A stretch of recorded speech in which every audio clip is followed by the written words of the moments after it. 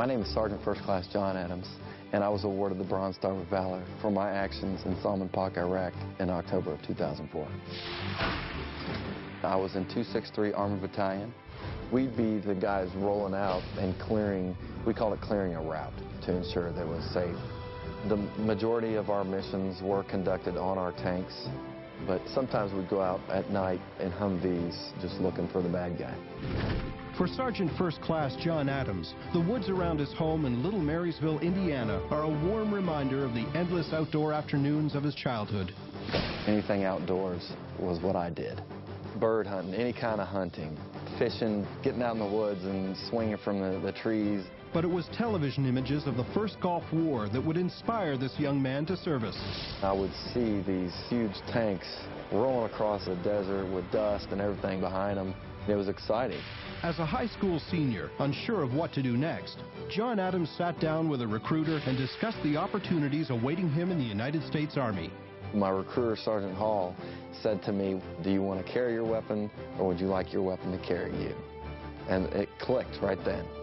John Adams became a tanker and would one day command his own M1A1 Abrams tank. It's 68 tons, goes 40 miles an hour. Being in control of all of that it's a phenomenal feeling. Adams trained at posts around the world, including Germany and Korea. But while in Kosovo in 2003 as a NATO peacekeeper, his unit received new orders. Getting the notification that my unit was going to Iraq, it was real.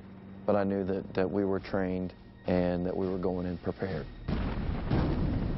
During Operation Iraqi Freedom, insurgent success can be measured by their ability to disrupt the movement of coalition forces and supplies. Their most effective weapon is the Improvised Explosive Device, or IED. Once in Iraq, one of Staff Sergeant Adams' main responsibilities would be to keep the supply routes free of enemy activity. The majority of the time, we were on tanks, just because I believe of the presence that the tank holds. We never seen anything. We got into it in Humvees. At midnight on October 13, 2004, 4 Humvees were patrolling alternate supply route Bismarck near the village of Salman Pak. Staff Sergeant Adams was vehicle commander in the last Humvee. My lieutenant called back and said that there was a vehicle on the side of the road and he wanted me to check it out. We slowed down and I'd seen a man on the passenger side of the car. It was dark. The only illumination that we had was the Humvee headlights. Adams drew his 9mm fitted with a laser pointer. Good for getting people's attention. When you normally see a guy on the side of the road and you're fixing a car, okay, he's got a flat tire. But if you're in Iraq, you're in a combat situation. Is that guy really fixing his car? But as Adams approached the car, 2 more men jumped out of the shadows firing automatic weapons. Adams emptied his pistol, downing the first man, and retreated to the Humvee in a hail of fire.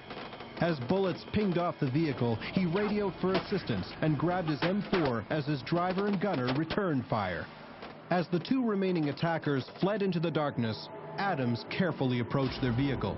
I looked down and seen the IED that he was acting like he was working on a tire, but he was actually working on the IED. The IED turned out to be a complex daisy chain of 5 artillery shells, wired together in 3 separate holes. Adams had interrupted the bomb maker as he was covering up the 5th and final explosive. There was a lot of fuel and oil being transported daily. A daisy-chained IED of this magnitude would have been devastating. For his extraordinary bravery in the face of enemy fire, resulting in the confiscation of numerous weapons and explosives and preventing the detonation of a lethal device, Staff Sergeant John Adams was awarded the Bronze Star with Valor. Today, as an Army recruiter, Adams revels in the 3 things he loves most: his family, the outdoors, and the Army. I just want to kind of open it up and let y'all ask some questions. Anything. Now I get to come out here and tell my story and maybe fulfill a kid that was, just like me. It's just a different. At a recent Notre Dame basketball game, Adams was honored again for his heroism. And in the din of the applause could be heard the voice of a nation, grateful to those charged with protecting its freedom. I've got the opportunity to change people's lives now in recruiting. I love doing this. They're going to have to kick me out.